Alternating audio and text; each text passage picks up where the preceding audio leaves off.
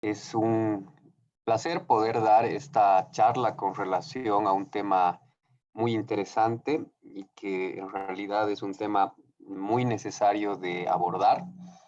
En tal sentido, voy a presentarme. Soy Martín Echevarría. Soy abogado penalista y constitucionalista. He trabajado muchos años en el Tribunal Constitucional, principalmente en lo que tiene que matar. Actualmente me desempeño como juez cuarto de sentencia del Tribunal Departamental de Justicia de Chuquisaca. Y bueno, en realidad, a través de todos estos años en estas materias que son transversales, el derecho penal y el derecho constitucional, hemos estado desarrollando muchas académicas como estas, justamente a efectos de poder dar algún criterio en relación a temas importantes para el derecho penal, principalmente para el derecho adjetivo. En este caso hemos aceptado la invitación de poder dar esta charla referida a la imputación objetiva. Inicialmente voy a pedirles cierta paciencia y comprensión con relación a la conexión. Lamentablemente no estamos con una conexión muy óptima y si en caso existiese algún corte, nos vamos a nuevamente reconectar, pero vamos a tratar en lo posible que nos permita la señal, el poder tener una clase lo más fluida que se pueda. Obviamente la virtualidad nunca reemplaza lo presencial, pero bueno, nos tenemos que ir acomodando a esto, ¿no? En Sucre últimamente la señal de la empresa con la que se trabaja está muy baja, pero bueno, vamos a tratar de salvar ese aspecto y de todas maneras, si habría algún inconveniente técnico, vamos a tratar de sobrellevar el mismo. Bueno, ya ingresando al tema, la imputación objetiva debe ser analizada, debe ser estudiada, diferenciando de los otros términos que se utilizan igualmente con la denominación imputación. Es muy importante el partir la charla diferenciando lo que es la imputación formal, la imputación necesaria, con lo que es la imputación objetiva concretamente, ¿no? Porque muchas veces ocurre que se maneja de manera indistinta estos términos y muchas veces se entiende mal la imputación, por decir, formal emitida por el Ministerio Público con la imputación objetiva, ¿no? Y también muchas veces se confunde el principio de certeza de la imputación con, en realidad, la concepción y alcance de lo que es la imputación objetiva. En esta charla, mi objetivo es poder dar, obviamente, un pantallazo bastante preciso, general, de lo que es la imputación objetiva, porque, bueno, sería muy ambicioso en una sola exposición poder introducirnos en los aspectos más álgidos de la imputación objetiva, porque en realidad ustedes van a ver que está compuesta por varios elementos y tiene bastantes aristas la imputación objetiva, porque está siendo estudiada por más de 50 años, ¿no? Atrás no es un aspecto que se haya elaborado o no es una teoría que se haya elaborado recientemente, sino durante muchísimos años ya atrás, incluso desde la época del 70 o incluso antes, y obviamente esta concepción de la imputación objetiva ha ido teniendo un avance también doctrinario bastante amplio. Pero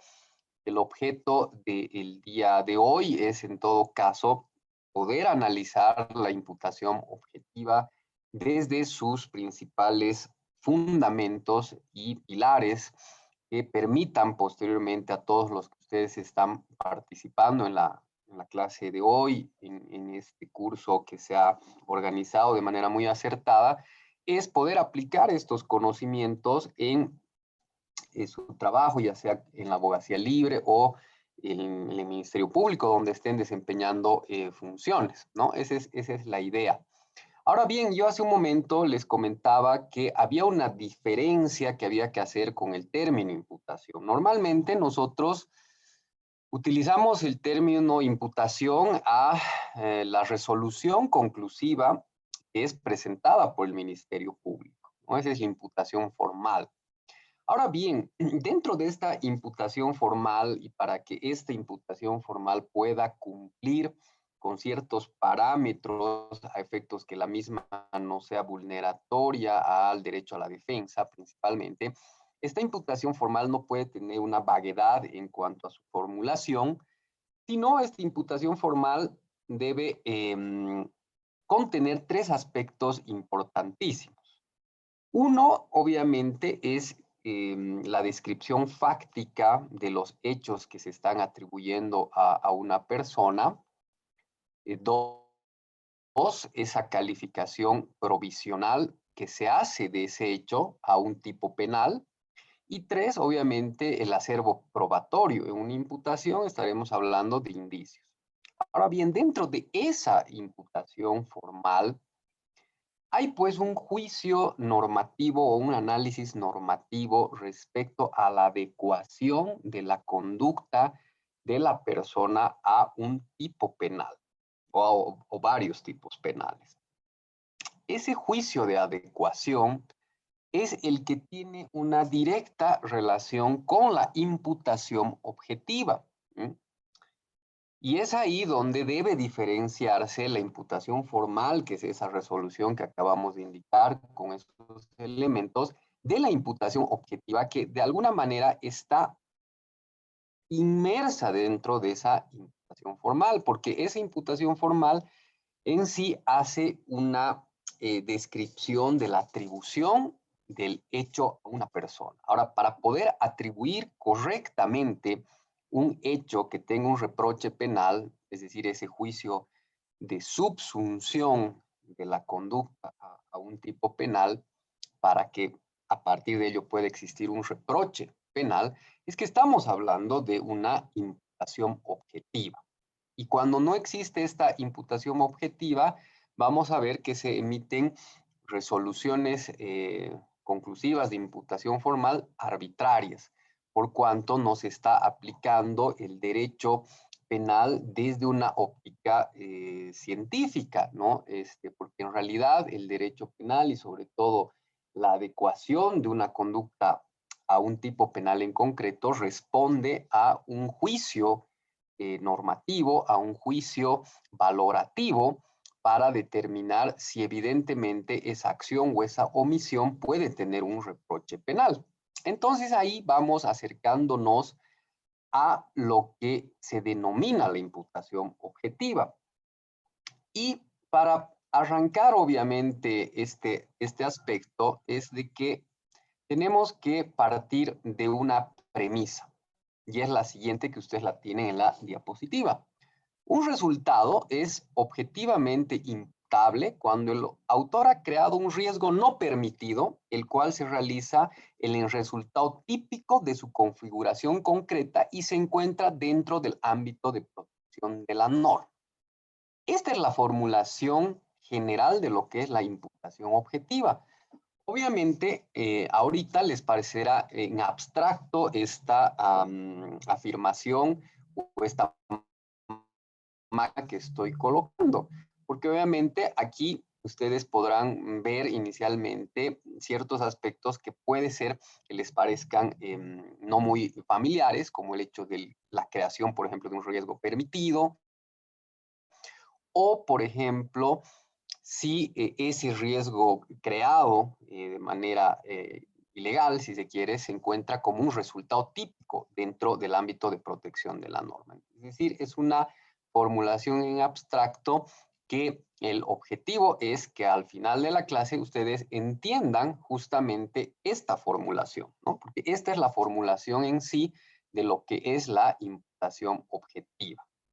Ahora bien, para poder comprender correctamente la imputación objetiva, tenemos que partir nosotros de dos aspectos que son trascendentales que son importantísimos, porque si no comprendemos la causalidad y el nexo causal, es imposible que podamos entender el concepto de imputación objetiva y los alcances que tiene esta, ¿no? En tal sentido, es sumamente importante el hablar de estos dos grandes aspectos para ingresar ya posteriormente a el concepto general, pese a que ya lo hemos formulado, de la imputación objetiva y sus elementos conformantes de la misma, o los filtros que llaman otros autores. En este sentido, tenemos que hablar de la causalidad, ¿no?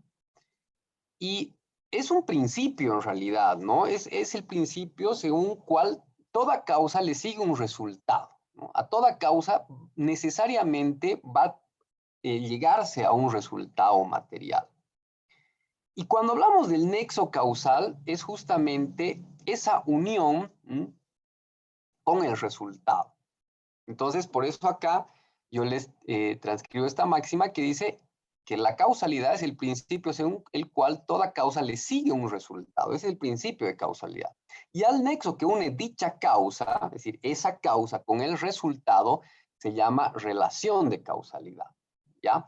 Y estos dos aspectos son muy, muy importantes que ustedes los vayan ya tomando en cuenta, porque tanto la causalidad como ese vínculo, esa relación de causalidad, son prácticamente el sustento de la teoría de la imputación objetiva. Vamos a ver cómo se van desarrollando diferentes teorías de la causalidad, porque obviamente en el estudio de la imputación objetiva, los doctrinarios del derecho lo que han hecho es ponerse en situaciones que generalmente no son comunes, pero que pueden darse, y esas situaciones que son atípicas, si ustedes quieren, son las que empiezan a generar preguntas hacia el derecho penal de si realmente esas conductas o esas acciones atípicas que han producido un resultado deberían tener un reproche penal. ¿Mm? En sí, el principio de imputación objetiva o imputación objetiva, su objeto de ella es que realmente de manera coherente, razonable, se pueda atribuir un hecho criminoso a una persona. Sí, lo que trata en realidad la imputación objetiva es de racionalizar, ¿m?, ese análisis y ese entendimiento tanto de un fiscal para atribuir obviamente una conducta, pero mucho más de un juez para poder sentenciar a una persona por la probable comisión de un hecho delictivo. Entonces, esta imputación objetiva nos ayuda a un análisis más racional de ese juicio, que es un juicio normativo que se hace tomando en cuenta principalmente el principio de causalidad y esa relación de causalidad. Entonces, esta imputación, como les digo, surge a partir, esta imputación objetiva surge justamente a partir de esta teoría de la causalidad. ¿Por qué? Porque en realidad esta imputación objetiva llega a ser un juicio normativo, lo que les decía hace un momento. Y vamos a ir viendo cómo, por ejemplo, la causalidad en realidad no solamente es la base de la imputación objetiva en sí misma, es decir, no está estudiada la causalidad como un aspecto aislado para poder entender a la imputación objetiva. ¿Por qué? Porque además de esta causalidad, tienen que concurrir otras circunstancias para atribuir un hecho criminoso a una persona. Ya desde ahora ustedes tienen que ir desterrando esa vieja concepción del siglo pasado de causa y efecto, donde simplemente se analizaba el resultado disvalioso y no así otros aspectos antes de llegar al resultado. Lamentablemente, hoy en día, la noción que se tiene para poder atribuir un hecho criminoso es prácticamente el análisis del resultado, ¿no? Y no así la causalidad y menos aún el nexo causal para que se llegue a ese resultado.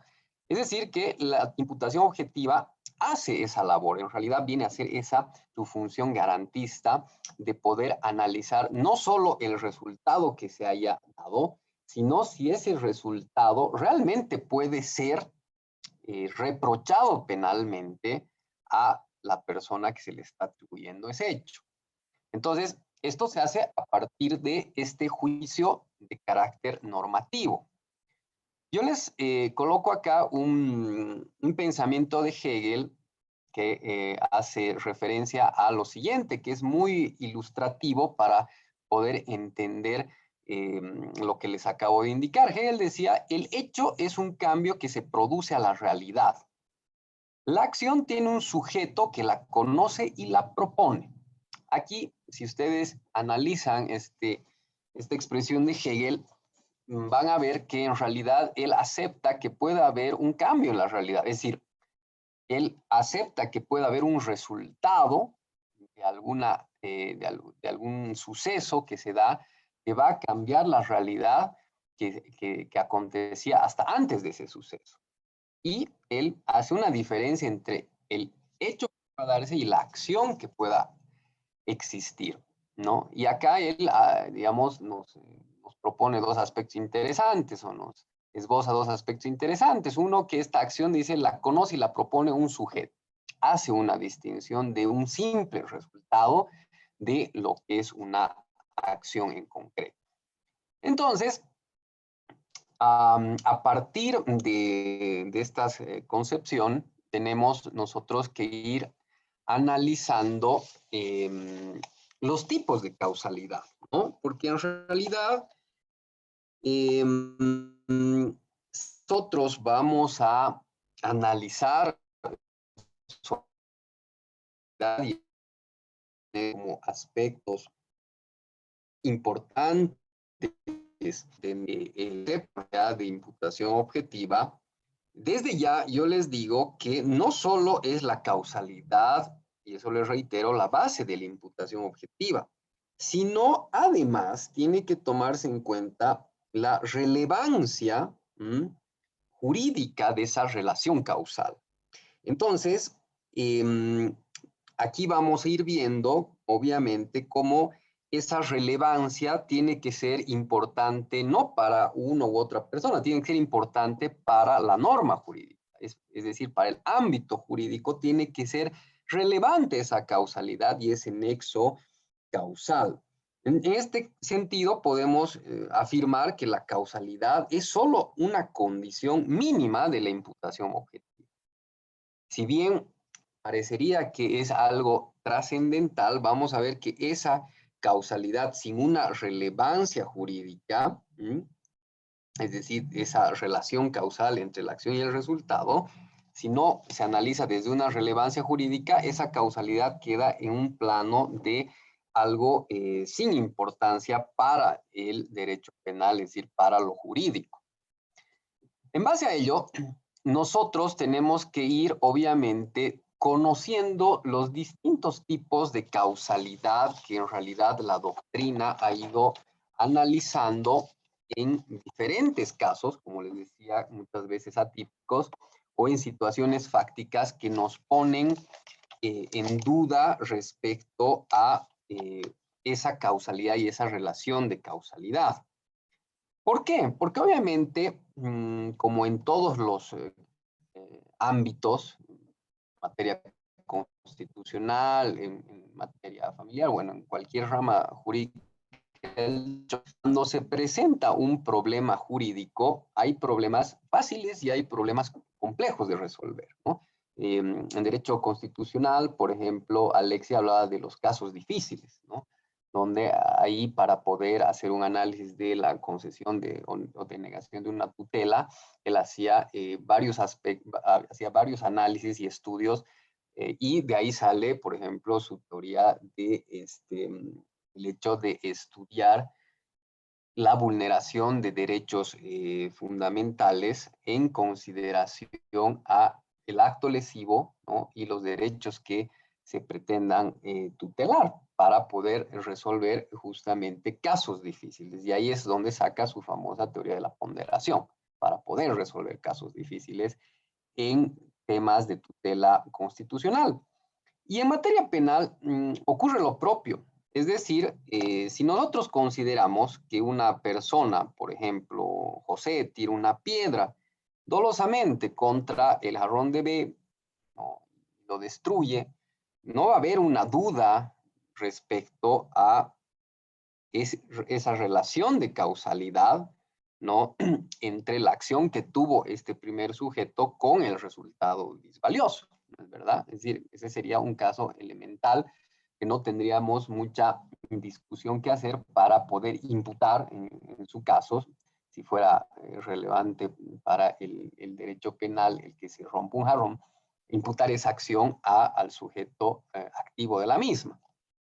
Pero normalmente los delitos no son cometidos por una sola persona y, por otro lado, existen un sinnúmero de circunstancias que pueden influir o una serie de participaciones que pueden darse en una relación causal de sucesos hasta llegar al resultado. Y ahí es donde justamente la imputación objetiva nos sirve como una herramienta muy útil para poder ir discerniendo qué conducta realmente es la que debe tener un reproche penal. Y entonces la doctrina, para poder ir explicando lo que es la imputación objetiva, ha ido desarrollando en la teoría distintos tipos de causalidad, que vamos a ir viendo cómo posteriormente ha ido progresando esta concepción de los distintos tipos de causalidad para llegar a la concepción actual de lo que es la imputación objetiva. Una de las iniciales causalidades que desarrolla la doctrina es la causalidad alternativa. ¿Y qué nos dice la causalidad alternativa? Es cuando varias condiciones independientes actúan conjuntamente, siendo cada una de ellas suficientes para la producción del resultado. Es decir, por ejemplo, en un caso en el que dos personas pueden de manera independiente realizar una acción que va a llegar a un resultado, ¿no? Y el típico ejemplo es cuando Juan y Pedro van a dar, por ejemplo, una dosis de veneno a Alberto, vamos a suponer, que va a actuar de manera mortal ese veneno. Es decir, que si ustedes vean, en el ejemplo que les doy, ambas personas han realizado una acción de manera independiente, pero en realidad ambas, al ser venenos absolutamente mortales, han actuado al mismo tiempo.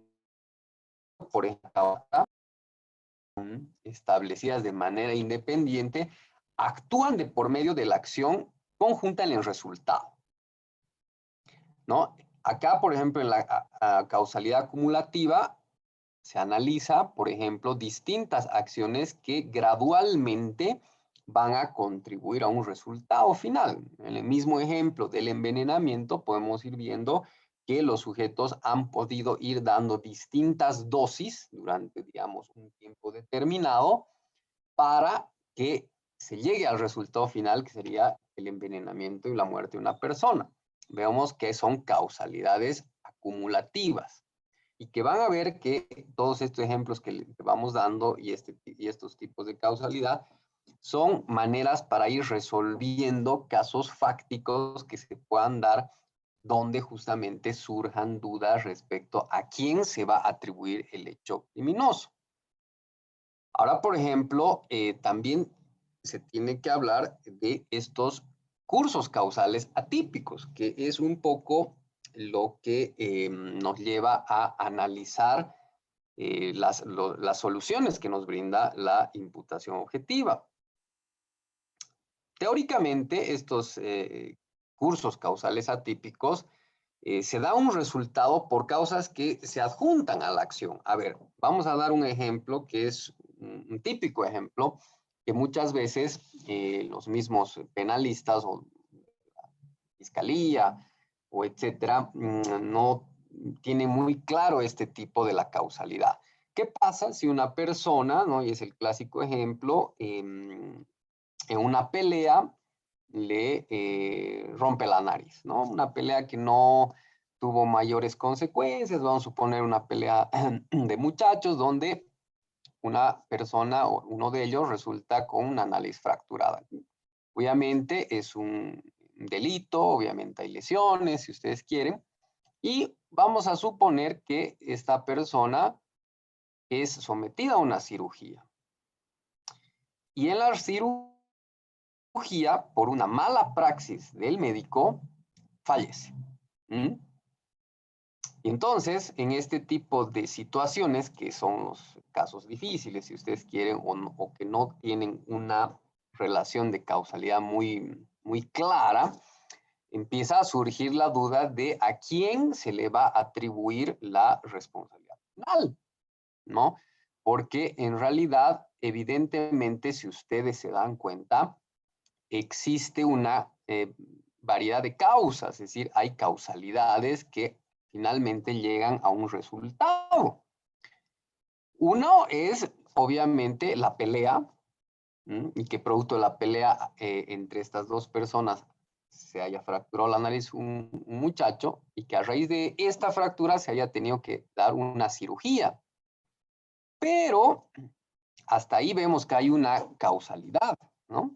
Pero ya de la cirugía para adelante vemos que el médico, y ese es el ejemplo que les he dado, ha tenido una otra acción, ¿m? En la cual ha realizado una mala praxis. Ha podido írsele la anestesia, vamos a suponer, de una forma mucho mayor de la que tenía que establecer, o no tomó los recaudos necesarios y ha habido una broncoaspiración de la sangre, que son, muchas veces ocurren en este tipo de cirugías, y llegamos al resultado, la muerte. Entonces, acá estamos con cursos causales atípicos, ¿no? Es decir, es una causa que se adjunta a una acción anterior. Entonces acá este tipo de causalidad es la que analiza justamente la imputación objetiva. ¿Cuál de estos nexos causales vamos a tomar en realidad, ¿no? Y eso vamos a ir viendo conforme vayamos avanzando. Acá estamos también obviamente ante otro tipo de causalidad que la doctrina analiza, ¿no? Que es la causalidad interrumpida o rota en realidad, ¿no? Y acá nos ponemos ante otro tipo de situaciones que de alguna manera nos entran la duda para poder atribuir nuevamente este hecho criminoso. ¿Qué nos dice la teoría con relación a la causalidad interrumpida o rota? En estos casos existe un acontecimiento interviniente independiente y excluye la existencia de la anterior causalidad, de tal modo que esta ya no es operativa. A ver, ¿cómo se explica este concepto que yo les doy? ¿Por qué hablaremos de una causalidad ya no será operativa? Acá estamos hablando de que existiría un acontecimiento que excluye a un anterior. Y entonces, acá, por ejemplo, vamos a poner otro ejemplo que se da en la doctrina. Si Juan, por ejemplo, vamos a ir con el envenenamiento, vamos a ir con ese ejemplo. Si, por ejemplo, A le pone un veneno al café que está compartiendo con Pedro, para obviamente quitarle la vida, y de ese café que están compartiendo viene un sicario y es que haga efecto el veneno.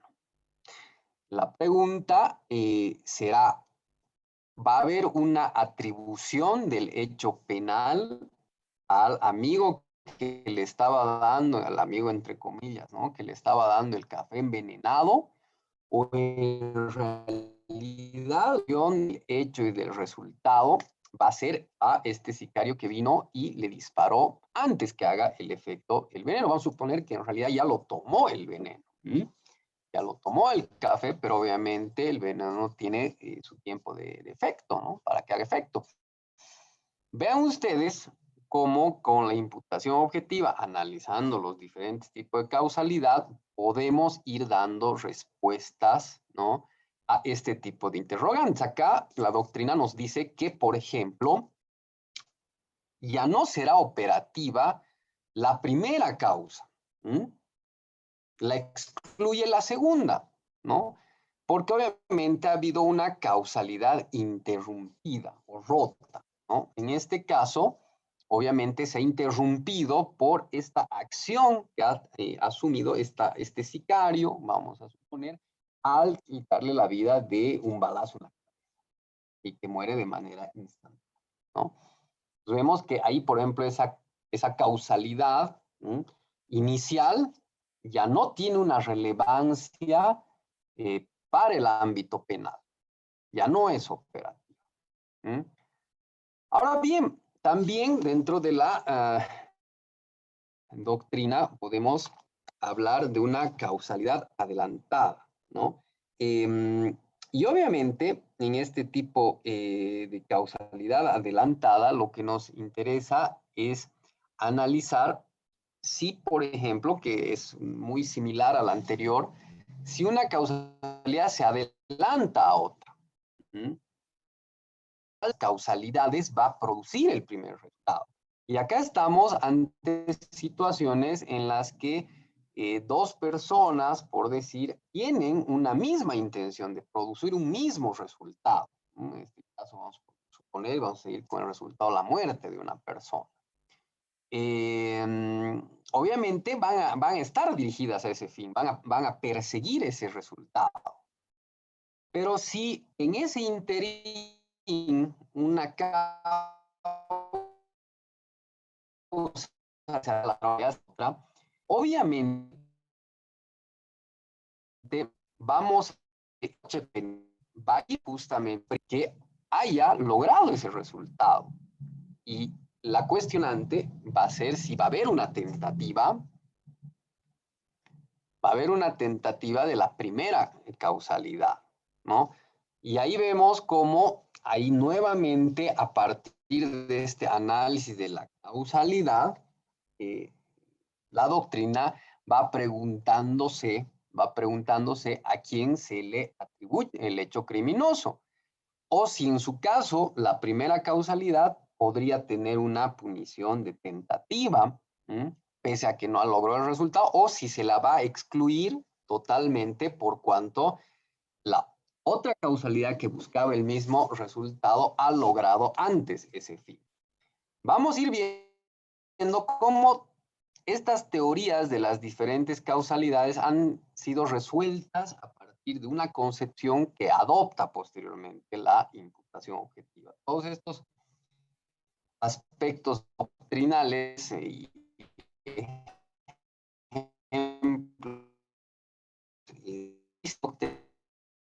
localidad, el tema de la punto absoluto tanto tenga una relevancia para el derecho. Y van a ver ustedes, y se deben estar dando cuenta, como otro tipo de causalidades que hayan podido, en todo caso, igualmente conducir al resultado final, no siempre va a tener un reproche, ¿no? Y eso vamos a ir concluyendo cuando lleguemos a determinar realmente cómo opera esta imputación objetiva. Y justamente a partir de estas diferentes causalidades que la doctrina ha ido desarrollando, es de que se van esbozando las teorías de la causalidad, ¿no? Para poder analizar todas ellas y, en definitiva, determinar cómo se puede analizar cada una de ellas para poder finalmente pasar filtros y determinar una correcta atribución del hecho criminoso a quien realmente corresponda desde un juicio normativo correctamente realizado. ¿Mm? Y entonces, una primera teoría que quiso responder este aspecto es justamente la teoría de la equivalencia de las condiciones, ¿ya? ¿Qué nos dice esta teoría de la equivalencia de las condiciones? ¿Mm? Y acá yo les coloco en realidad en la diapositiva lo siguiente. Es causa de un resultado toda condición negativa o positiva que interviene en la producción de un resultado. Todas pueden considerarse como del mismo, siendo imposible de diferenciar entre causa y condición. A ver, en esta primera teoría que la doctrina empezó a desarrollar, se pensó inicialmente que todas las condiciones tenían la misma equivalencia. Es decir, que todas las causas, ¿no? Y condiciones eran las mismas, no había ninguna diferenciación. Todas tenían la misma eficacia para llegar a un resultado determinado. Es decir, cada una de esas fuerzas, si ustedes quieren, llegaban a un resultado determinado. Y es por eso que en esta primera teoría nunca se trata de diferenciar la causa y la condición, que vamos a ver que en realidad es a partir de esa diferenciación que se empieza a entender de mejor medida la imputación objetiva, que en realidad en esta teoría de la equivalencia de condiciones no se da. Y lamentablemente parecería que en nuestro país estaríamos manejando todavía esta teoría de la equivalencia de condiciones. ¿Mm? ¿Por qué? Porque bajo esta teoría, yo les voy a poner un ejemplo. Si un automovilista, por ejemplo, sale de una cantina borracho, conduce en estado de ebriedad y atropella a una persona y le produce la muerte, bajo la teoría de la equivalencia de las condiciones, en todo caso, todas estas situaciones vienen a contribuir al resultado. ¿Y de qué forma? ¿No? ¿Y cuál sería, digamos, el análisis de la teoría de la equivalencia de las condiciones en ese caso?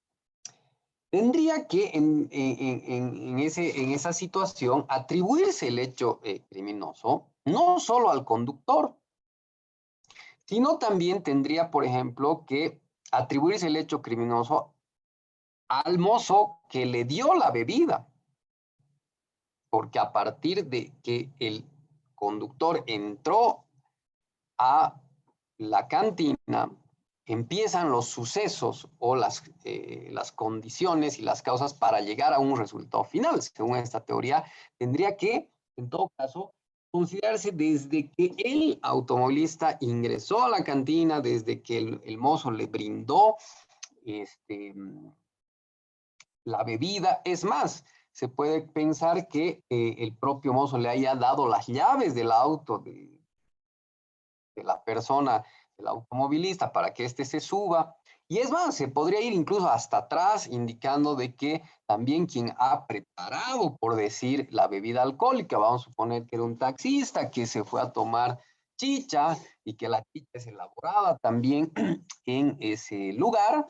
Entonces, bajo la teoría de la equivalencia de las condiciones, entonces también debería imputársele, ¿no?, a quien preparó la bebida, a quien sirvió la bebida y obviamente al conductor que posteriormente salió borracho y atropelló, ¿no?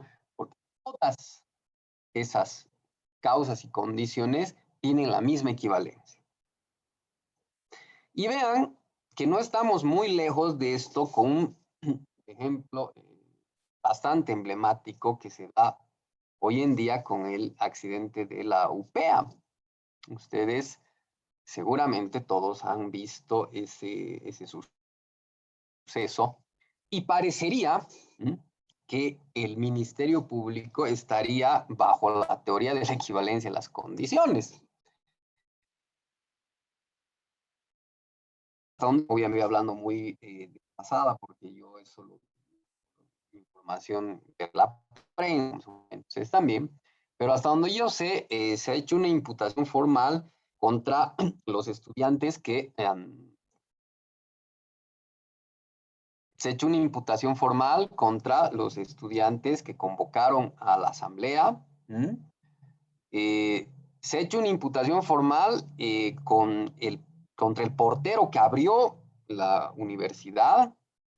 Tengo entendido que se ha hecho una imputación formal también contra una muchacha que inicia una pelea justamente en el lugar donde estaban las barandas, ¿no? Y donde empieza a aglomerarse la gente. Es decir, ¿me equivoco o ustedes creen que también se estaría aquí aplicando la teoría de la equivalencia a las condiciones? Parecería que sí, porque parecería que en realidad se está entendiendo que los alumnos que convocaron tuvieron o generaron una causa de convocar a personas a la asamblea. Están pensando el Ministerio Público que el portero les abrió a los estudiantes para que ingresen, entonces también esa es una causa que estaría equivaliendo para haberse dado el resultado. Pero además también el Ministerio Público entiende que fuera de todo ello, también quien ha causado finalmente la muerte de estos alumnos ha sido quien comenzó la pelea, donde empezaron a haber jalones y empujones y finalmente cede la baranda y mueren los estudiantes, ¿no? 6, 7, pero bueno. Vean cómo se estaría aplicando esta teoría de la equivalencia de las condiciones que por supuesto, no responde lógicamente a un juicio normativo desde la óptica actual de la imputación objetiva. Porque en realidad esta teoría de la equivalencia de las condiciones es una teoría inicial que trató, que empezó a tratar de responder cómo atribuir un hecho criminoso correctamente. Y inicialmente se pensó que en realidad todas las causas y condiciones contribuían al resultado final y que, bueno, bajo esa teoría todos deberían responder, todos los que han estado dentro de esas causas y condiciones deberían responder penalmente, ¿no? Por eso acá, en esta diapositiva, yo les coloco esta máxima. La teoría de la equivalencia de las condiciones dice que todas las condiciones producidas de la naturaleza o de la acción humana son equivalentes y, por tanto, causas del resultado. Eso es lo que nos dice la teoría de la equivalencia de las condiciones. Bueno, obviamente no puede ser aplicada actualmente, porque esta es una teoría, por supuesto, que superada, que es bueno recordarla doctrinalmente, nada más. Ahora bien, después de esta teoría de la equivalencia de las condiciones, obviamente nos encontramos ante la conditum sine qua non, ¿no? Porque, por ejemplo, antes de pasar a esta, voy a dar otro ejemplo, no solo el de la UPEA, ¿no?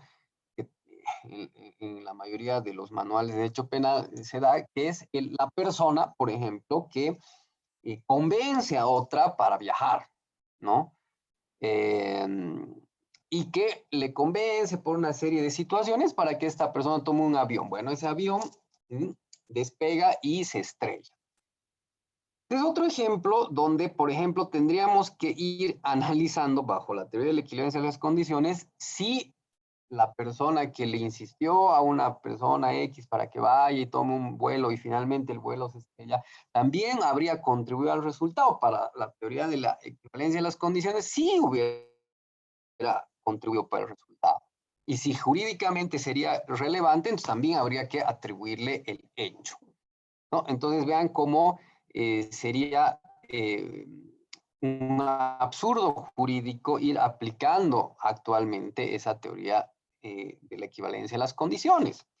Y obviamente, como esto se notó en la doctrina, se empezó a ir desarrollando otro tipo de teorías justamente para no incurrir en este tipo de irracionalidades, ¿no? Por eso yo que al principio de la clase les decía, que en realidad la imputación objetiva lo que trata, o el fin último que trata, es de hacer un juicio de ración, imputación, a una persona racionalmente, a partir de ese es de que se empiezan a desarrollar tipo de teorías como para ir superando estos aspectos. Y una de condición con oficial.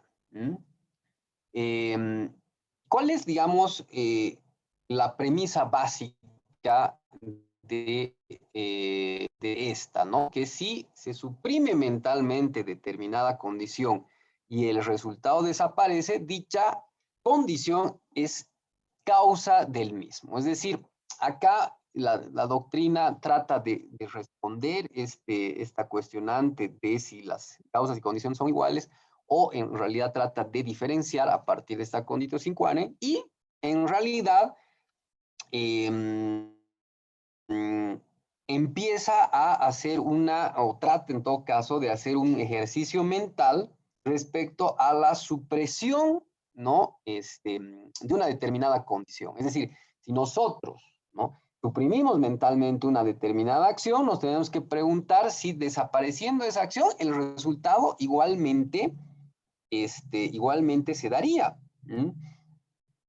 Y entonces, obviamente, a partir de esto se pensaba que podía surgir una imputación objetiva de manera racional, porque a decir de esta doctrina, suprimiendo esta condición, si realmente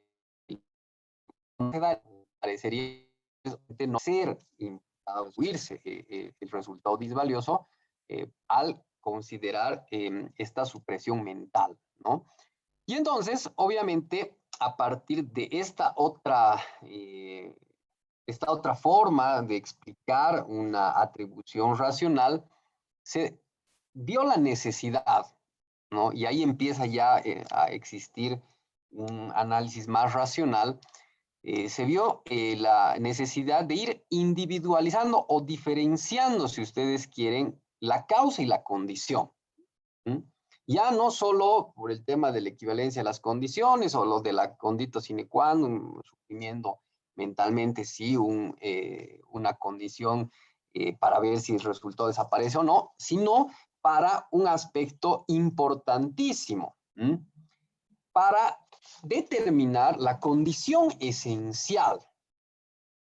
Vean ustedes que en realidad hasta acá nosotros hemos ido viendo cómo en la teoría y en la doctrina que ha ido analizando esta causalidad, ¿no? Varias causas que finalmente dan un resultado. Y al principio, irracionalmente, se fue pensando que todas estas podrían contribuir a un resultado y que al contribuir a un resultado también tendrían que tener un reproche penal.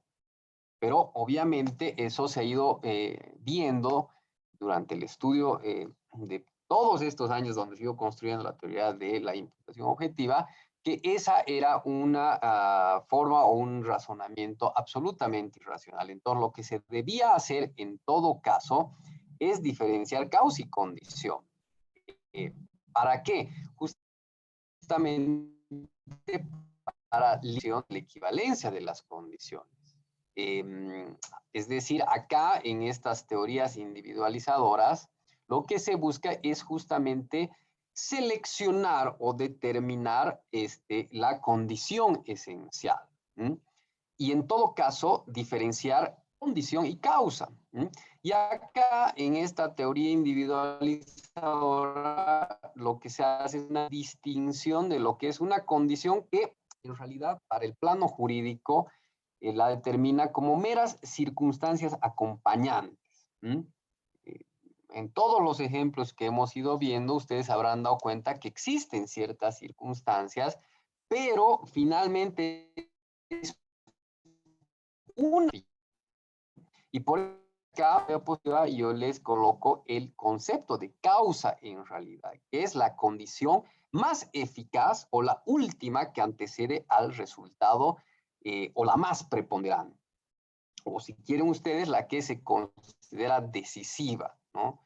Entonces, ahí vamos viendo que si bien hay varias causas que pueden generar un determinado resultado, haciendo un análisis al caso concreto, pues habrá que ver cuál es esa condición esencial, ¿no es verdad?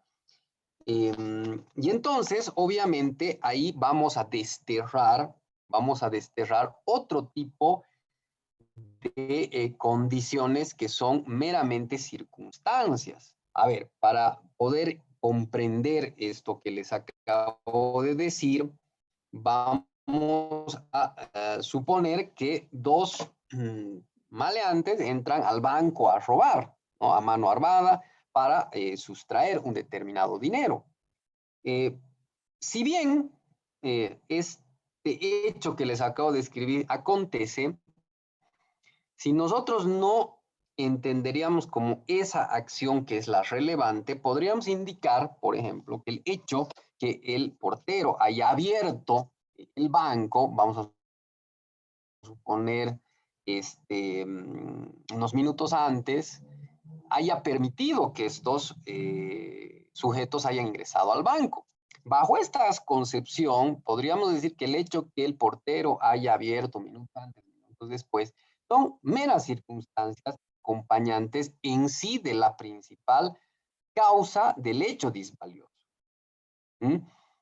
Acá, en el ejemplo que les doy, estamos hablando de un robo a mano armada.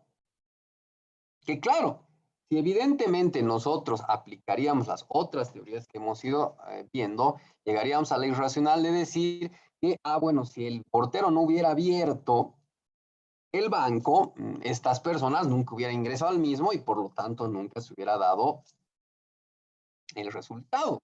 Es decir, si suprimiríamos esa acción del portero, diríamos, no se hubiera dado el resultado porque nunca hubieran podido entrar al banco. Pero vean que esa no llega a ser la causalidad que va a determinar la concreción del resultado disvalioso. Todo lo anterior, de alguna manera, llega a ser circunstancias acompañantes, ¿no? Es el típico ejemplo igual de la persona que, por decir, tiene un determinado encuentro con otra donde tiene una lesión, se suben a una ambulancia para llevarlo a curar pequeñas heridas que hubiera podido tener y la ambulancia se vuelca y la persona muere. Vamos a este caso va a ser la condición esencial o la causa en su concreto que va a determinar el resultado disvalioso. Será esas pequeñas lesiones que por decir hayan podido tener dos personas, o será en realidad que lo que determinó la muerte de esa persona fue el hecho que la ambulancia haya volcado, tal vez por exceso de velocidad bueno, y otro tipo de aspectos. Vean que no ya empezamos a dejar de lado la equivalencia, ¿no? De las condiciones y empezamos a ir analizando ya una condición esencial. Entonces, acá vamos ya llegando a lo que es la teoría de la adecuación. ¿Y qué nos dice la teoría de la adecuación? Limita la causalidad a lo imputable objetivamente. Ya vamos aterrizando racionalmente a adecuar ya una conducta para un reproche penal. Es decir, va a limitar la causalidad. Vean ustedes que al principio de la disertación íbamos viendo cómo esa causalidad o ese entendimiento de la causalidad se disparaba por todo lado, ¿no? Es decir, iba irracionalmente a todas las causas y condiciones que llegaban al resultado. En cambio acá, ya a partir de la teoría de la adecuación, lo que se trata es de limitar justamente esa causalidad solo a lo objetivamente imputable. Y entonces, esta teoría de la adecuación nos dice que solo es causal una conducta que posee una tendencia general a provocar el resultado típico, ¿eh? Mientras que las condiciones que solo por causalidad han desencadenado el resultado son jurídicamente irrelevantes. No toda condición del resultado es causa en sentido jurídico, sino solo aquella que normalmente es adecuada para producir el resultado. Esto que les acabo de extractar es algo trascendental para poder ir ya entrando a comprender lo que es la imputación objetiva. Vean cómo acá dice que las condiciones que solo por causalidad o casualidad, perdón, en este caso casualidad, han desencadenado el resultado son jurídicamente irrelevantes. Acá ya esta teoría de la adecuación va diferenciando la casualidad de la causalidad. ¿Mm? Y va entendiendo de que todo lo que ha podido ser una casualidad y que ha podido desencadenar el resultado es jurídicamente irrelevante. Lo que hay que analizar es aquella condición, es aquella condición que es adecuada para producir el resultado jurídico. Por eso en el ejemplo que les decía anteriormente, de esta persona que tiene un pequeño altercado y que solamente tiene unos rasguños o qué sé yo, y que para curar esos rasguños ha subido una ambulancia y esta ambulancia se ha volcado y a partir de ahí ha producido la muerte, ustedes se van a ir dando cuenta cuál será entonces la condición que es la adecuada para indicar que ha habido el resultado. Simplemente produjo algunas heridas o algo que es esa esa será, digamos, una adecuación y una imputación objetivamente racional, seguramente que no. Por eso es de que esta teoría de la causalidad relevante es la que apoya a la que hemos hablado anteriormente. Es decir, es esa relevancia, pero desde el punto de vista de la tipicidad. Acá ya empieza la doctrina a decir, bueno, en realidad tiene que analizar es cuál es la causa o la condición relevante, pero relevante para quién. Relevante para mí, para ustedes, no. Relevante para el tipo penal. Es decir, que obviamente después de hacer un discernimiento, una selección y apartar todas esas otras casualidades que no llegan a ser causa ni condición, tenemos que ver si esa condición es relevante, pero para la subsunción al tipo penal. Y a partir de ahí es de que también ya vamos viendo cómo se va estructurando en todo caso la teoría de la imputación objetiva. Y obviamente, como ya hemos ido en este plano de ir desechando otro tipo de causas o condiciones que van a o que han podido de alguna manera ayudar o a desencadenar el resultado, vamos a ver esta teoría de la provisión de regreso que se apoya justamente en estas otras que les acabo de mencionar. Porque acá ya empezamos a hablar no solo casualidades, causas lejanas, que en sí no van a tener una relevancia para el tipo penal, porque de alguna manera, como les coloco en la diapositiva, son anuladas, pero ¿por qué? Por quien realmente va a causar el resultado. Hace un momento, cuando yo les daba el ejemplo del banco, y les decía, bueno, si nosotros no haríamos un entendimiento correcto, imputar personas o que no han dado una causa o un relevante, ¿no? Porque contribuir al resultado, esa su contribución no tendría que tener ningún tipo de reproche penal. Es el caso del ejemplo del portero del banco o el caso de un caso real del portero de la UPEA. Incluso está imputado homicidio culposo, no me acuerdo qué tipos penales está imputado, pero que escuché en la tele y realmente me sorprendió mucho al escuchar este aspecto. ¿Y por qué? Porque si nosotros aplicamos ese entendimiento, de alguna manera vamos a estar aplicando esta teoría de la prohibición de regreso. ¿Y qué nos dice esta teoría de la prohibición de regreso? Que obviamente hay ciertas causas, como ya les decía, alejadas a la causa más próxima o a la idónea.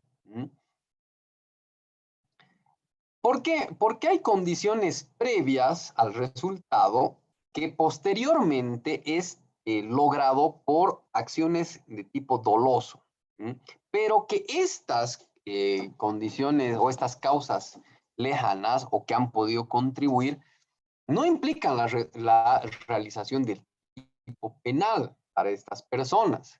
Un ejemplo claro es el típico ejemplo del taxista.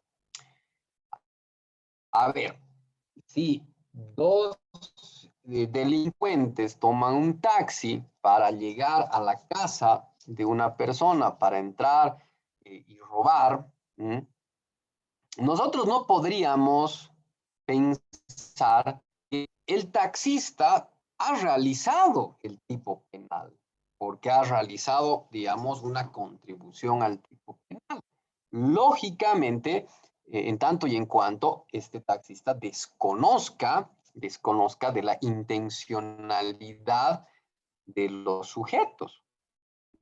Porque los sujetos que son, en el ejemplo que les doy, maleantes, ladrones, no le van a decir al taxista, miren, nosotros somos ladrones y estamos queriendo ir a robar una casa que está de aquí a varios kilómetros y bueno, quiero que nos lleve.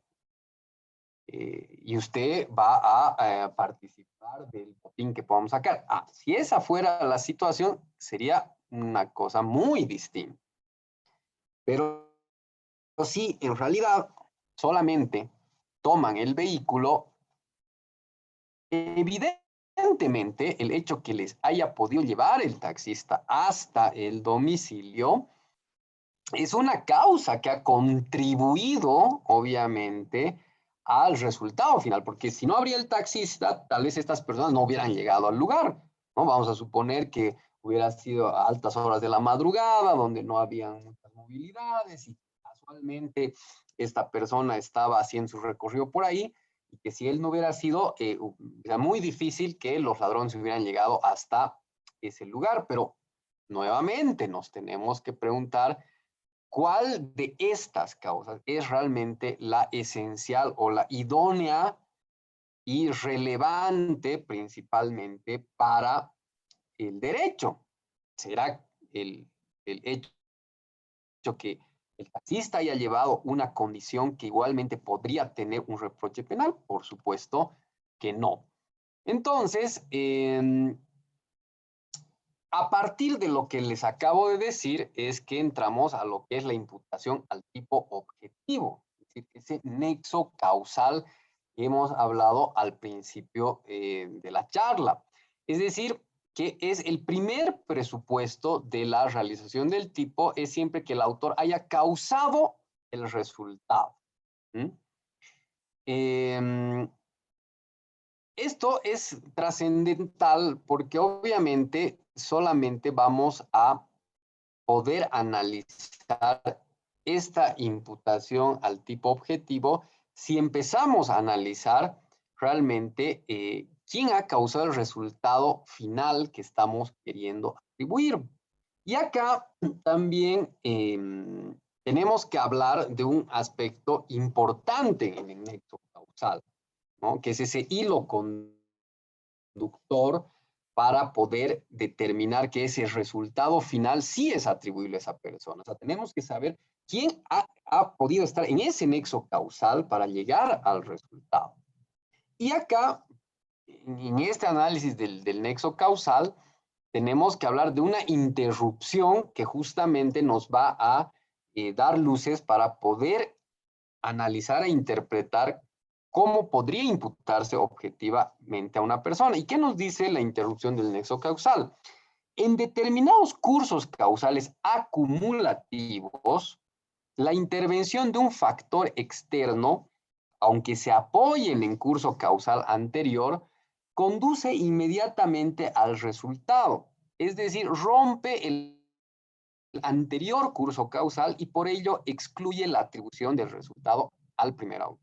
Es decir, hay un nexo causal, ¿no? En el ejemplo que les di anteriormente, toman el taxi, el taxista los lleva, es decir, estamos viendo que existe evidentemente un nexo causal, pero va a haber una interrupción justamente porque ahí estamos viendo que en realidad, si bien esta persona ha podido contribuir al resultado final, vemos que en sí se ha roto un nexo causal. ¿Por qué? ¿No? Porque obviamente está excluyendo la atribución del resultado a quien primeramente ha podido contribuir a ese nexo causal, ¿no?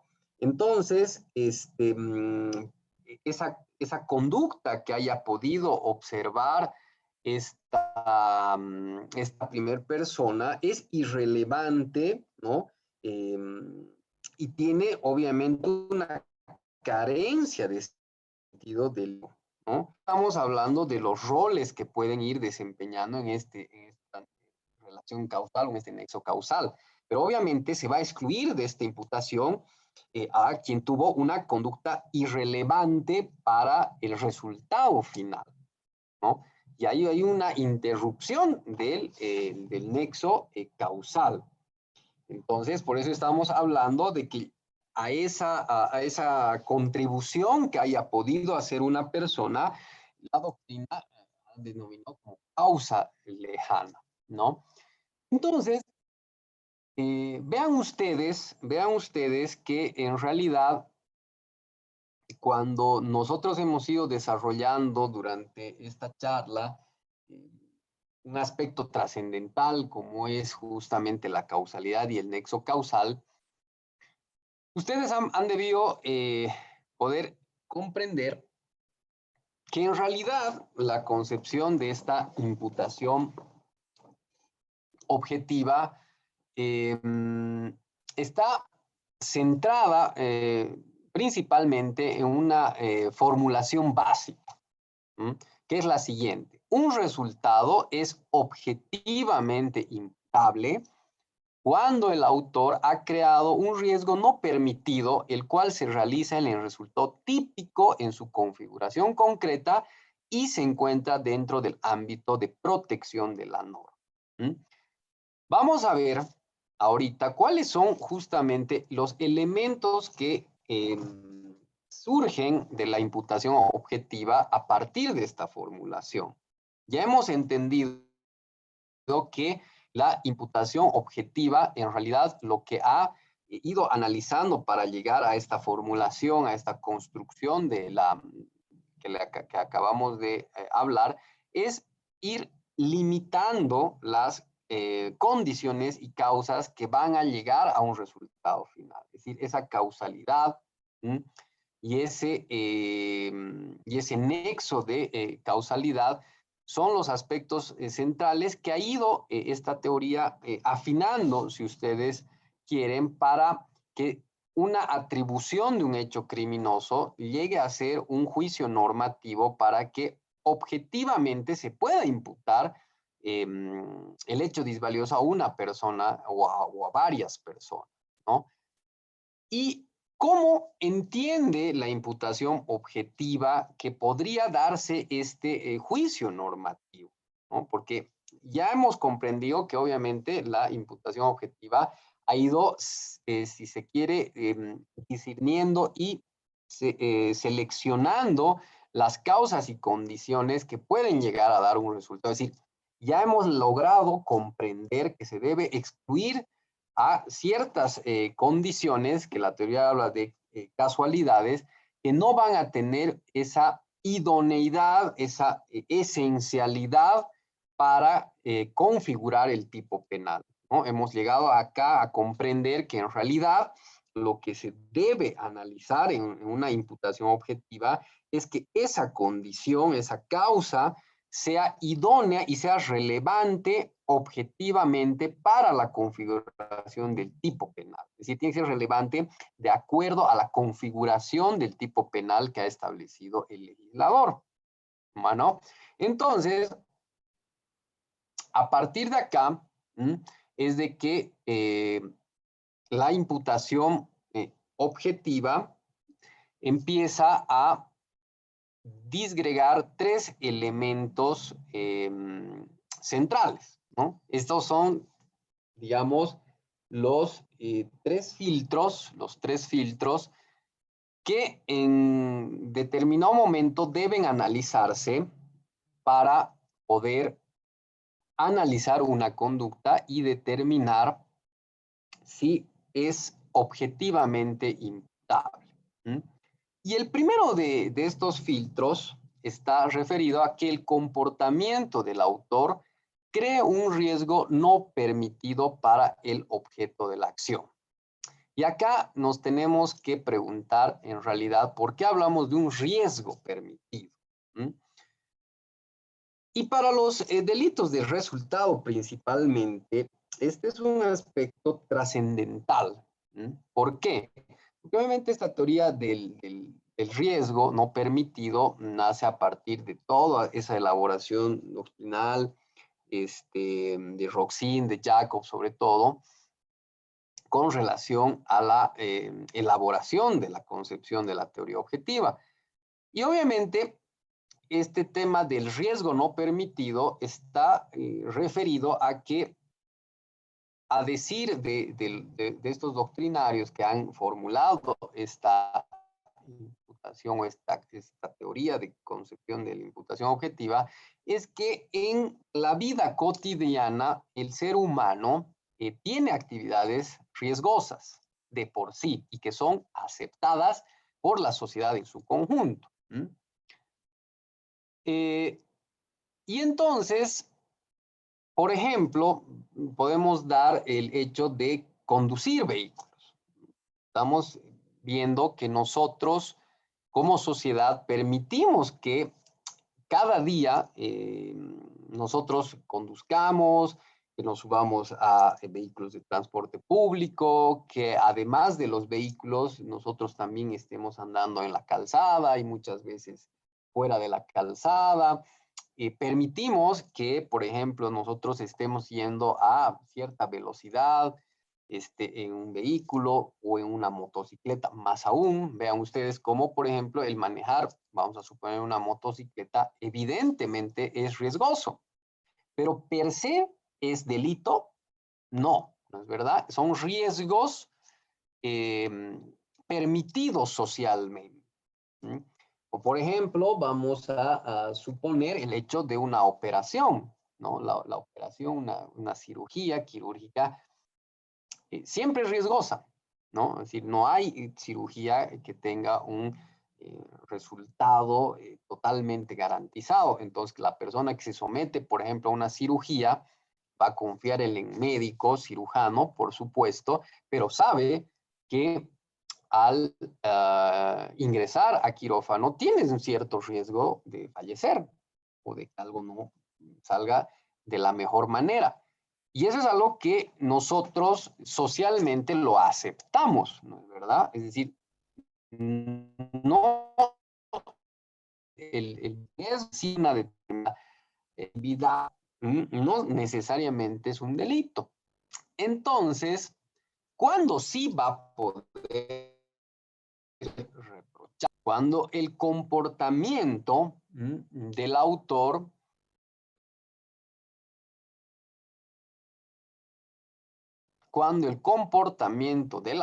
crea un riesgo no permitido para el objeto de la acción.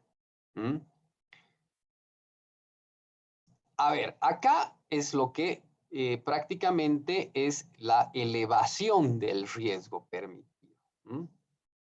¿Y cómo entendemos este aspecto? Es cuando, mientras realizamos una determinada acción, si nosotros no incrementamos ese riesgo, obviamente no podemos estar bajo ningún reproche penal, aún se haya producido un resultado disvalioso. Vamos a ir a dos ejemplos. Si nosotros manejamos el vehículo y estamos manejando por una carretera y estamos dentro del límite de velocidad, que el límite de velocidad vamos a suponer que sea de 80 kilómetros por hora y estamos nosotros en 70, 65, 78 kilómetros por hora, no estamos incrementando el riesgo permitido. Evidentemente, ya les he dicho hace un momento, ¿es riesgoso conducir? Sí, más aún en carretera, evidentemente.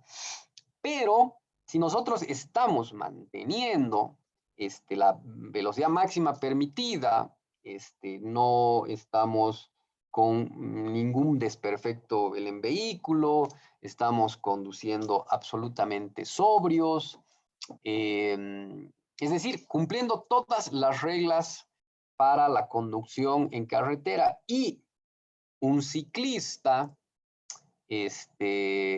hace una mala maniobra, ¿no? Hace una mala maniobra y lamentablemente fallece.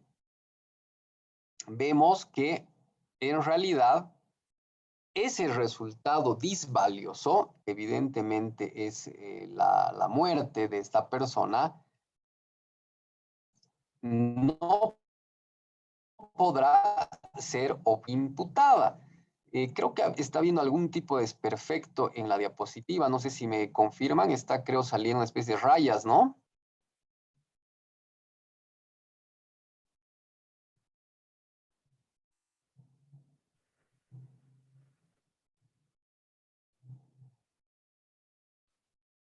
Doctor, buenas noches. No, las diapositivas están perfectas, pero lo que sí es que creo que usted está sobremarcando o con el puntero lo está haciendo con un lápiz verde, doctor. Ah, bueno, perfecto. Muchas gracias. Bueno, en realidad tal vez se ha activado el puntero de algún... de todas maneras, yo les decía que el ejemplo que les daba, no haga mucho caso a esas rayas que en realidad no tienen nada que ver, pero les decía que en ese caso en concreto, si esta persona eleva el riesgo permitido, entonces, o perdón, si no eleva ese riesgo permitido, ese resultado del ciclista no se le puede atribuir a el conductor, es decir, no se estaría observando una imputación objetiva. ¿Por qué? Porque no solo tenemos que tomar en cuenta las causas y condiciones, y peor aún, solo el resultado final, porque ahí es donde justamente no hacemos una imputación objetiva. En el caso en concreto, ¿no? En realidad,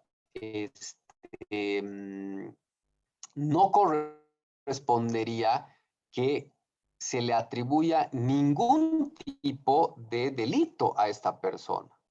Y eso ustedes van a ver cómo no se observa en muchas veces las imputaciones que hace el Ministerio Público, ¿no? Porque van a ver que en los delitos de accidente de tránsito no se toma en cuenta este tipo de situación. Y muchas veces se pide una medida cautelar. Por ejemplo, en una audiencia de medidas cautelares, cuando se analiza la probable comisión del hecho, no se ve, no se toma en cuenta si realmente ha existido una imputación objetiva al tipo penal, en este caso de homicidio de accidente de tránsito. Por cuanto, obviamente, no se ve principalmente si se ha incrementado por parte del imputado el riesgo permitido. Otro ejemplo que muchas veces se da, y que en Sucre, por ejemplo, se ha dado, es las personas que acostumbran a dormir debajo de las llantas. Y ustedes no me van a dejar mentir, sobre todo en campo, en algunos poblados, en los camiones grandes para resguardarse del sol y para hacer a veces alguna siesta, muchas personas se echan debajo de las llantas. O, por ejemplo, los niños, por jugar o qué sé yo, se esconden debajo de un auto, etcétera. Y si el conductor, por decirse, sube al vehículo eh, y enciende el mismo y arranca y lamentablemente pisa a esta persona y la persona fallece, ¿ustedes creen que objetivamente será imputable esa persona por homicidio en accidente de tránsito? Lamentablemente, existen muchísimas resoluciones fiscales que lo hacen, pero lo hacen solamente tomando en cuenta el resultado disvalioso y las condiciones, es decir, la causalidad para llegar a ese resultado. ¿Por qué? Porque siguen bajo esa teoría de la equivalencia de las condiciones o de la condición sine qua non, donde simplemente suprimen la acción y dicen, bueno, si esta persona no hubiera partido en su auto, hubiera producido la muerte del niño, vamos a suponer, y la respuesta que se dan es no. Entonces tengo que imputar, porque si no hubiera encendido el auto y no hubiera arrancado, entonces esta persona o este niño no hubiera fallecido. Vean cómo es una concepción y un análisis absolutamente irracional que no toma en cuenta lo que realmente es la imputación objetiva para poder determinar no solamente la atribución del hecho disvalioso desde el resultado que se ha dado, ni solamente tomar en cuenta el nexo causal, sino además que se haya elevado el riesgo permitido por ese aspecto. En todo caso, eso es lo que se tiene que tomar en cuenta. ¿Por qué? Porque vamos a suponer en otro ejemplo, si un médico está en la cirugía, ¿no? Y existe una complicación cardíaca del paciente eh, y fallece, nosotros tenemos que ver si este médico, que ha sido el que ha estado atendiendo a la persona, es decir, el cirujano que ha estado en la intervención, ha observado o no ha observado los protocolos para ese tipo de atención, porque a partir de ahí es de que vamos a analizar esa elevación del riesgo permitido. Pues les decía que obviamente esta imputación objetiva tiene una serie de aspectos posteriores a ser analizados, que en una sola clase sería difícil el dar, pero que, por ejemplo, para la elevación del riesgo permitido se tienen que tomar otro tipo de parámetros que van a poder determinarnos si realmente ha habido una elevación del riesgo. Por ejemplo, si esta persona sabía que el paciente tenía problemas cardíacos, que se necesitaba de alguna manera que pueda tener algún medicamento que le ayude a estabilizar su corazón, porque habían estudios que decían que en realidad esta persona no era como cualquier otro paciente que necesitaba un cierto tipo de cuidado adicional, por protocolos deberían haberse activado, es decir, llamar a un cardiólogo especialista que acompañe la cirugía, etcétera, etcétera. Y si el cirujano, confiado en que no habría algún tipo de problema con esta persona, porque normalmente esto no ocurre, vamos a suponer, porque muy pocas veces hay esta complicación cardíaca y entonces él supone que no era muy necesario el tomar tantas previsiones, entonces ahí sí el médico ha elevado un riesgo permitido. Porque nosotros estábamos hablando de que toda cirugía tiene un riesgo y socialmente ese riesgo está permitido, ¿no? Y si esta persona, por decir, hubiera fallecido porque realmente hubo una falla que no era previsible de poder analizar y que fue una muerte súbita, vamos a suponer, en plena cirugía, etcétera, etcétera, no se le va a poder, pues, imputar objetivamente al cirujano por un homicidio culposo, vamos a suponer. ¿Por qué? Porque si él estuvo durante toda la cirugía analizando todos los parámetros que los protocolos médicos le indican, él tomó en cuenta todos los antecedentes del paciente, le proporcionó la medicación necesaria, llamó al especialista para que pueda monitorear, etcétera, etcétera. Entonces, ese resultado no se le puede atribuir objetivamente. No ha habido una elevación. Ese es un primer gran filtro que se debe analizar antes de realizar una imputación objetiva. Si se ha elevado ese riesgo permitido. Ahora, una vez que se ha elevado ese riesgo permitido, si es que se pasa ese filtro, la segunda gran pregunta que se debe analizar es si ese riesgo creado ha sido el que finalmente ha materializado el resultado concreto. ¿Ya? Es decir, cuando nosotros al principio de la charla hablábamos de una serie de teorías de la causalidad y hablábamos justamente de la causa idónea, tenemos que ver si realmente esa elevación del riesgo ha materializado el resultado concreto. A ver, vamos a continuar con el análisis del ejemplo de la cirugía. Si el cirujano en realidad no tomó en cuenta todos los antecedentes cardíacos, etcétera, del paciente, pensando en que no iba a tener una reacción contraria, etcétera, y por suerte no se da, vean ustedes que en realidad igualmente ese cirujano elevó el riesgo permitido.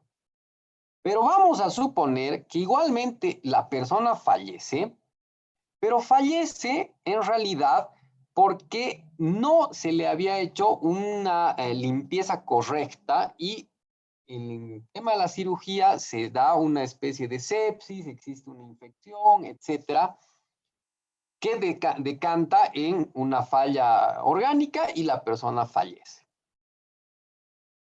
Acá la pregunta es, esa elevación del riesgo no permitido que hizo el médico en relación a un tema cardíaco del paciente, ¿ha sido el que finalmente ha materializado el resultado concreto? ¿Sí o no? En el ejemplo que les doy, la respuesta sería no, porque en realidad esa elevación del riesgo estaba referido a un aspecto cardíaco. Pero en realidad el resultado concreto ha venido de otro aspecto que puede ser, por ejemplo, imputable a otra persona. Por ejemplo, la enfermera o el asistente médico que tenía que desinfectar correctamente al paciente, etcétera, etcétera. Ese será, pues, el que hubiera elevado el riesgo no permitido, porque habría que ver qué hizo, pero que finalmente ese fue el que creó y se realizó el resultado concreto. Ese fue el riesgo creado que materializó el riesgo concreto. Y no el primero. No sé si me entienden cómo debe analizarse no solamente la elevación del riesgo, sino también que ese sea el idóneo para el resultado concreto. Pero finalmente, lo que se debe analizar es el tema de que el resultado se encuentre dentro del alcance del tipo penal. Y esa es la imputación objetiva al tipo penal. ¿no? Acá hemos visto previamente dos filtros a ser analizados, ¿no? El primero, la elevación del riesgo permitido. Segundo, que ese riesgo creado se realice en el resultado concreto, pero además ese resultado concreto debe adecuarse, debe adecuarse al tipo penal, es decir, a los elementos constitutivos del tipo penal, para finalmente hacer ese juicio de adecuación o ese juicio de subsunción a los elementos tanto subjetivos, objetivos y normativos del propio tipo penal, que son los tres elementos que en alguna medida hacen que pueda existir un juicio de adecuación correcto. Entonces, obviamente, solamente a partir de este estudio, este análisis que se hace respecto a estos tres filtros, es que podemos nosotros hablar de la existencia de una tipicidad objetiva, ¿m? Y en todo caso de una imputación objetiva, porque al principio de la clase yo les decía que en realidad lo que hay que diferenciar es que dentro de la imputación formal existe pues una atribución de un hecho criminoso que se califica provisionalmente a un tipo penal, ¿no? Y esa calificación provisional que hace el Ministerio Público obviamente tiene que ver con ese juicio de tipicidad o ese juicio de adecuación o de subsunción. Y ese juicio de tipicidad o de adecuación es básicamente lo que hablamos de la imputación objetiva, es decir, esa atribución racional que debe hacerse a partir de ese juicio normativo a una persona respecto a una determinada conducta. Y vean ustedes que para poder analizar eso se debe hacer este filtro o test que una vez que pasen esos tres filtros recién es donde se puede hablar de que racionalmente se le está atribuyendo a una persona una determinada conducta. Y entonces, obviamente, nosotros cuando hablamos de ese peligro creado por el sujeto activo, es que hablamos que debe ser un riesgo típicamente relevante. Y obviamente no tiene que estar dentro de ese riesgo permitido o socialmente adecuado, porque de lo contrario se excluiría la imputación. Es lo que yo les decía, es decir, en los casos de accidentes en oficina de tránsito, que es un claro ejemplo donde no se maneja la imputación objetiva, no se toma en cuenta que en realidad la conducción es obviamente un riesgo socialmente permitido, es decir, socialmente adecuado. Y entonces el resultado que pueda darse producto de la conducción de un vehículo solo puede ser reprochable penalmente si se analiza el incremento de ese riesgo. Y si una persona no ha incrementado el riesgo, entonces no puede atribuírsele la comisión de ese tipo penal.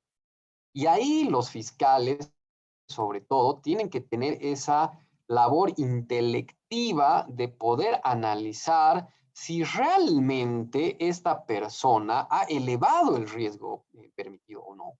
En los ejemplos que les daba, tanto del chofer que ha podido quitar la vida a una persona que estaba durmiendo debajo de sus llantas o de esa persona que estaba conduciendo su vehículo y un ciclista se cae, vamos a suponer,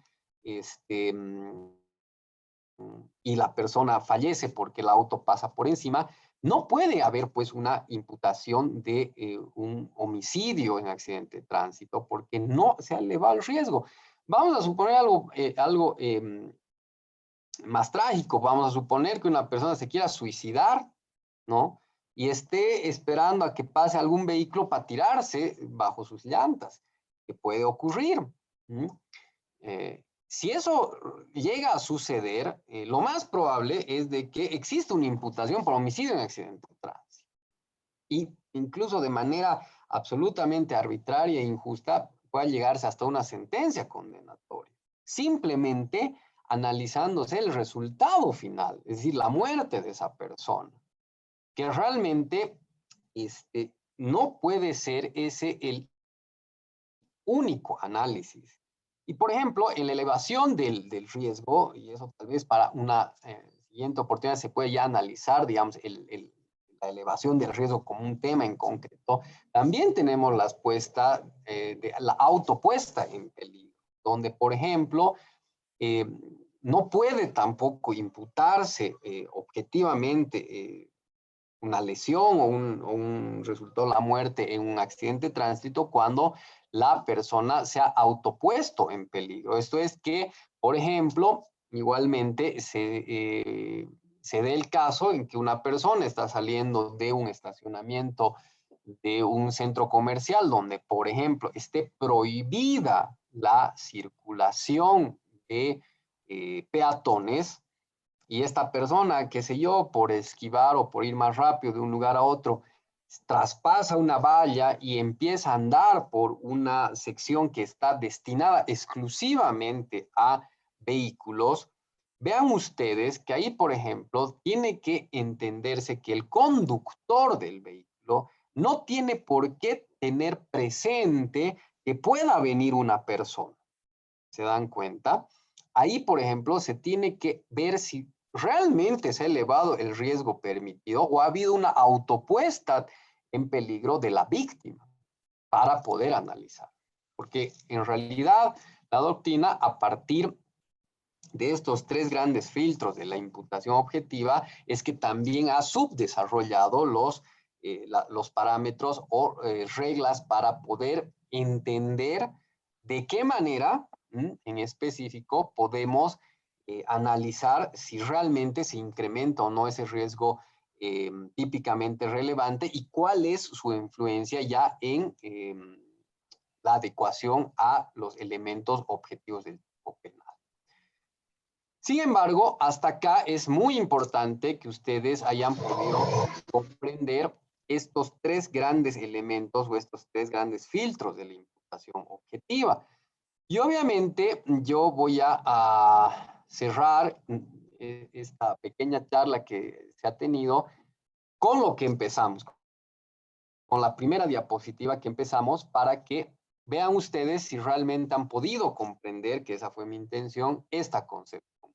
Un resultado es objetivamente imputable cuando el autor ha creado un riesgo no permitido, el cual se realiza en el resultado típico en su configuración concreta y se encuentra dentro del ámbito de protección de la norma.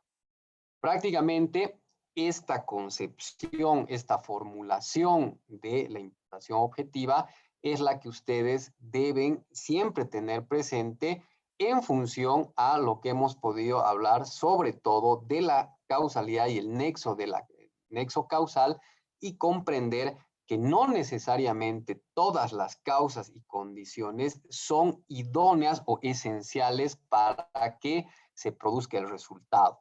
Y tienen que tomar en cuenta fundamentalmente que toda condición o causa que excluya justamente a la condición o causa idónea o efectiva es irrelevante para el derecho penal. Es decir, que solamente van a ser relevantes esas causas y ese nexo causal que finalmente concrete o materialice el resultado disvalioso. Bien, con esto voy a concluir esta exposición. Nos quedan unos pequeños minutos para poder analizar alguna inquietud. Tienen ustedes la palabra.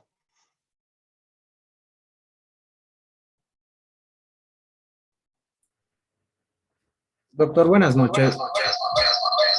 Adelante. ¿Cómo está, doctor? Quería hacerle una consultita. Em, ¿La imputación objetiva es aplicable en la totalidad de los delitos? Y si por ejemplo, se tratara de un delito de estafa realizada con una pluralidad de disposiciones patrimoniales que han acabado en una completividad de patrimonio. ¿Cómo se podría aplicar esto?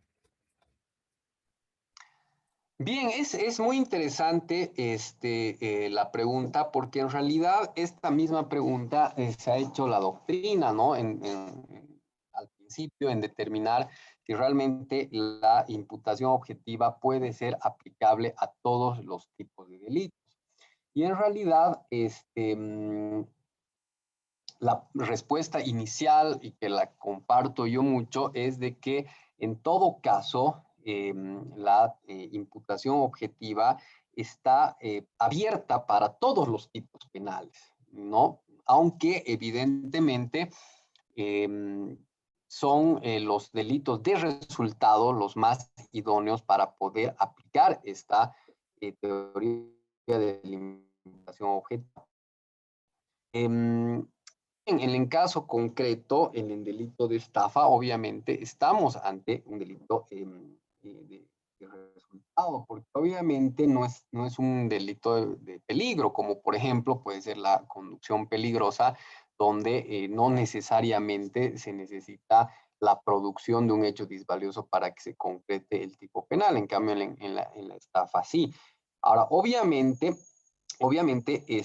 la teoría de la elevación del riesgo permitido va principalmente a tipos penales donde se dé acciones socialmente peligrosas y aceptables, ¿no? Es decir, todos esos ejemplos que les daba era por tipo de acciones que la sociedad acepta que son riesgosas. Obviamente, en el delito de estafa no podríamos analizar desde ese punto de vista la elevación del riesgo permitido, pese a que en realidad, si bien es un tipo de relación, en este caso contractual, que se está en todo caso criminalizando, no podría de alguna manera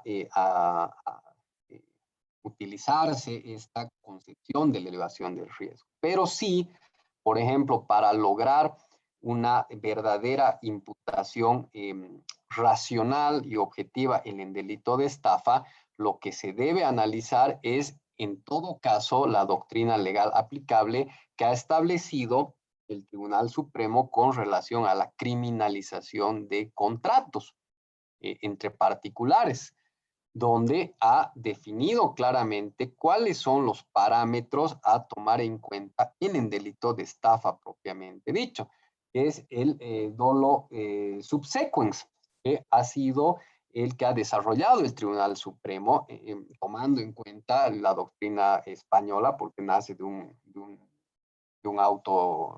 sentencia del Tribunal Supremo español, que básicamente refiere el delito de estafa, sobre todo que tiene que ver con contratos criminalizados, si en realidad ha existido el dolo subsequens, ¿no? Es decir, si el dolo a su tiempo de la subcontrato y si en su caso el sujeto activo ha tenido desde un comienzo la intencionalidad de no cumplir con lo pactado. Es decir, que en realidad lo que haya estado pactando desde un principio conocía y sabía que no lo iba a cumplir.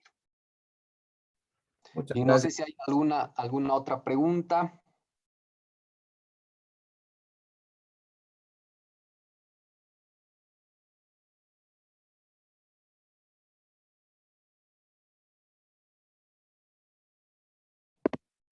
Doctor, una pregunta. Dentro de los contratos criminalizados que usted menciona en los temas de delito y estelionato, al aplicar con nuestra doctrina aplicable, ya en sí, dentro de la teoría de causalidad que como tiene el ardil, el engaño, dichos contratos, ¿cómo también se puede aplicar o qué sentencias constitucionales tendríamos que aplicar para darle mayor fuerza a dichas querellas? Bueno, en realidad, obviamente, para fundamentar cualquier tipo de querella o acusación particular en relación a este tipo de delitos, lo que debe analizarse y además fundamentarse correctamente es la naturaleza jurídica del tipo penal que se está queriendo acusar. En este caso, el estelionato viene a ser un tipo de delito instantáneo, que es el punto de partida para poder atribuir el tipo penal en concreto, en este caso de estelionato. Es decir, que obviamente este se va a fundar o se va a dar obviamente a partir de esa manifestación de voluntad que ha existido entre las partes y donde una de ellas obviamente ha podido grabar o vender algún bien litigioso o que no era de su propiedad. Entonces ahí se configura de manera instantánea ese delito simplemente ante la manifestación de voluntad. Hay sentencias constitucionales que han hecho el análisis justamente de este tipo de delitos de carácter contractual, si se quiere, donde ha diferenciado en qué momento se produce la comisión propiamente del delito, ¿no? Y en este caso ha catalogado como un delito instantáneo que debe ser obviamente uno de los primeros análisis que se debe determinar para la comisión del hecho delictivo. Bien, en realidad en estos minutos que quedan, aunque lamentablemente la pantalla, primera vez que me pasa que esté rayada, no y es en todas las diapositivas, es bastante extraño, pero bueno, en estos minutos que quedan para cumplir las 9 de la noche, que es el tiempo que se ha determinado para esta charla, primero quiero agradecerles su presencia. Quiero, felicitarles sobre todo por la inquietud de pasar este tipo de charlas, de cursos, que si bien son cortos, creo que son muy valiosos para poder comprender de qué manera el derecho penal debe operar, y principalmente de qué manera debe atribuirse los hechos criminosos de manera racional y sobre todo de manera justa, que es lo que en realidad buscamos todos los que somos abogados. Entonces, de antemano yo los felicito por esta iniciativa a todos de poder capacitarse cada vez más. Seguramente el día de mañana y pasado mañana van a tener igual charlas muy interesantes porque a partir justamente de esta concepción de la imputación objetiva, seguramente mañana creo que tienen una charla respecto a la nulidad, por ejemplo, de la imputación, que es eso, es algo muy trascendental y que seguramente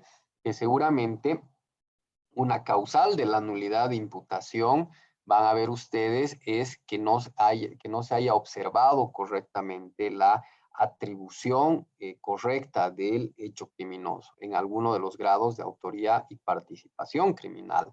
Es decir, que este incumplimiento de los filtros para poder atribuir correctamente a una persona un hecho criminoso, desde luego que genera una nulidad, no solo de una imputación, sino de una misma acusación formal, porque en definitiva ustedes saben que toda imputación es la base de la defensa de cualquier imputado. Solamente a través de una correcta formulación de una imputación y más de una acusación formal, se puede hablar de que una persona puede ejercer efectivamente su derecho a la defensa, porque a partir de que se le explique de manera clara, concreta, precisa y racional de qué forma y manera hubiera podido cometer un hecho delictivo, es de que va a poder presentar sus pruebas de descargo. Entonces van a ver que es muy importante lo que hemos hablado para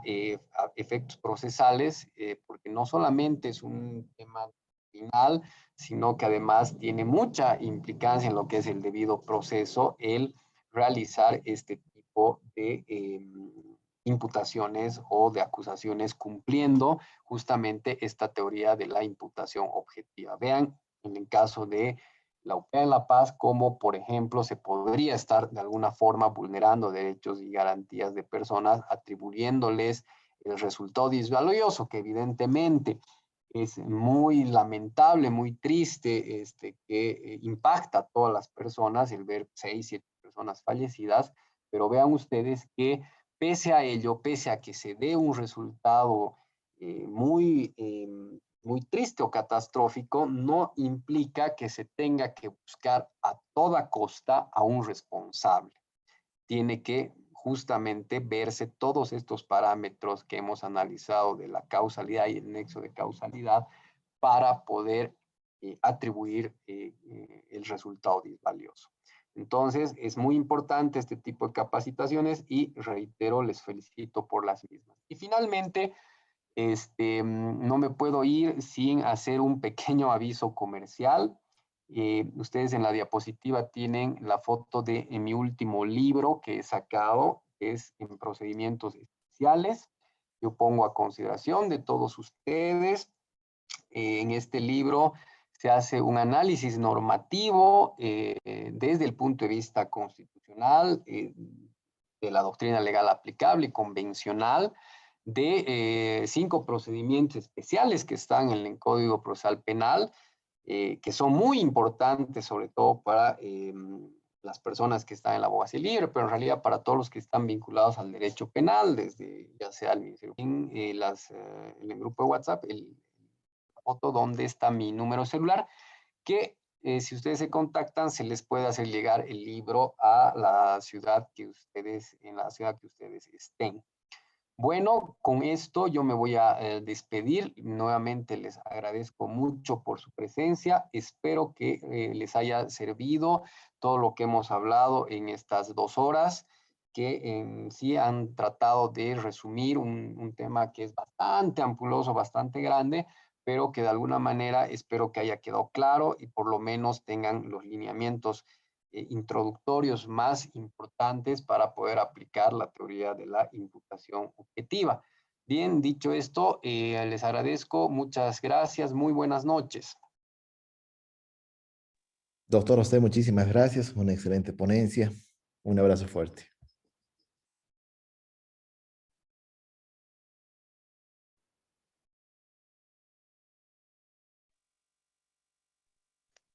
Hasta luego.